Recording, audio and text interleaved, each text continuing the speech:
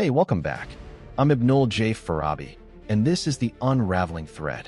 So, I want you to think about the last time you negotiated something. Maybe a car, maybe a salary. There's a back and forth, right? A human sense of what's possible, what's fair, what the other person might accept. Now, imagine that process, but for the roof over your head. And instead of a person on the other side, imagine an algorithm. A piece of software whose only job is to find the absolute maximum amount of money you would be willing, or, more accurately, able, to pay before you break and leave. No hesitation, no mercy, just pure, calculated extraction. That's not a dystopian fiction. It's happening right now, and it's reshaping the fundamental experience of renting a home in cities across the world. This is the world of predictive slumlording. I'm an engineer by training, an entrepreneur by necessity, and a storyteller at heart. I came to New York from Bangladesh over a decade ago, and like so many here, my life has been a series of apartments. The shock of the first rent hike, the scramble for the security deposit, the quiet anxiety of the lease renewal letter. But what I've been piecing together recently, through reports and investigations and conversations with tenants' rights advocates, is that the game has fundamentally changed.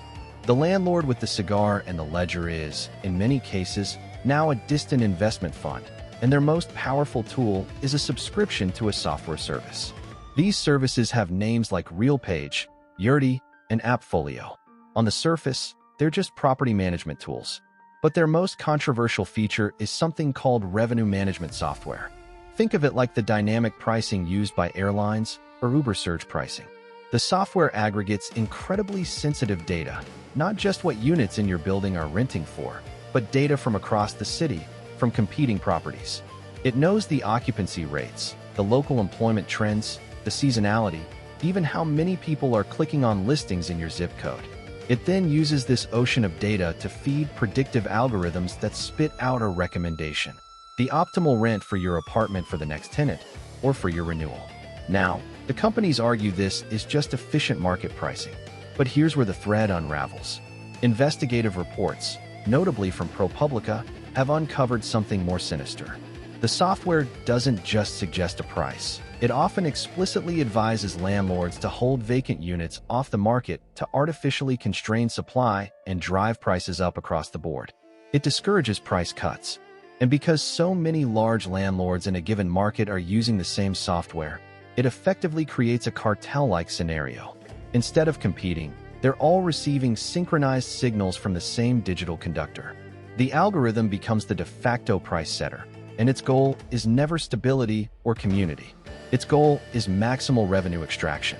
The human element, the discretion, the occasional act of goodwill, the understanding that a reliable long-term tenant at a slightly lower rent is better than constant turnover, is systematically engineered out of the equation. This leads us to the second, more intimate layer of this, the predictive tenant profile. This is where it gets personal. When you apply for an apartment, you're not just handing over your salary and credit score anymore. You're feeding a machine learning model. That model is trained to predict your risk and, more importantly, your value. How likely are you to pay rent on time? But also, how likely are you to complain? To request repairs? To join a tenants union? Algorithms are now being used to screen for problem tenants, which can simply mean tenants who know and assert their legal rights. A study might show that people who search for specific legal terms online, or who have certain patterns of communication, are more likely to be advocates. That data can be sourced and used.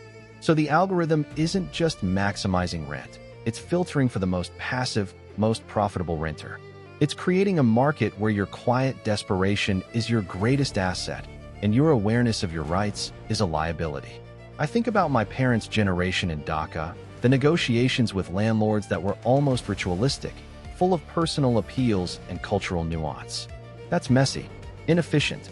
The algorithmic model seeks to eliminate that messiness, to turn housing from a social good, a human need, into a pure, frictionless asset class. And when you do that, you create something I call the digital slumlord. It's not a person cutting corners on repairs. It's a system designed to minimize costs and maximize income with cold, mathematical precision. The physical decay of a building becomes just another variable in the profit equation. If the cost of a repair outweighs the predicted loss of rent from disgruntled tenants who leave, the algorithm might advise against doing it. It's amorality coded into a dashboard. So what do we do? As an engineer, I have to acknowledge the genie is out of the bottle. This technology won't be uninvented. But as a human being who believes in community, I know we can regulate its use. This isn't about being anti-technology. It's about being pro-human. First, we need radical transparency. If a pricing algorithm is setting rents, tenants have a right to know that. Lease agreements should disclose the use of such software. Second, we need strong data privacy laws that prevent the aggregation of tenant behavior data for these predictive profiling purposes. Your online activity, your communication with your landlord shouldn't be fodder for a risk assessment model. And third, and perhaps most importantly, we need to recognize housing as a right, not just a commodity. This means strengthening and building truly affordable public housing, enacting robust rent stabilization policies that can put a human-centric floor and ceiling on this algorithmic free-for-all, and empowering tenants' unions to bargain collectively not just with a landlord, but with the logic of the platform that landlord uses. Sitting here in New York, a city built by generations of newcomers fighting for a foothold, this feels like a pivotal shift. The struggle for housing has always been unequal, but it was at least human. You could look someone in the eye. Now, the opponent is a cloud-based software suite with a friendly logo and a monthly subscription fee.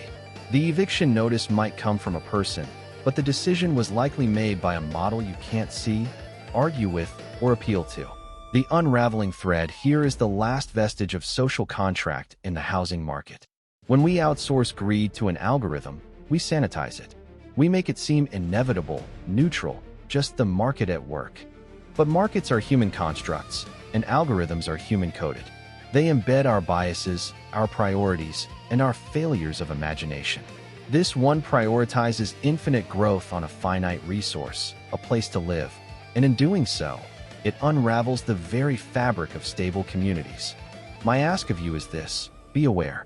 Ask your landlord or management company if they use algorithmic pricing software. Read the investigations. Support local journalism that shines a light on these practices. And if you're in a position to, get involved with housing advocacy in your city. The fight for a home is now a fight against a black box, and the first step is to pry the lid open. Thank you for listening. I've been Ibnul Jaif Farabi. This has been The Unraveling Thread, a production of Light Not Studios. If this conversation matters to you, please share it with someone.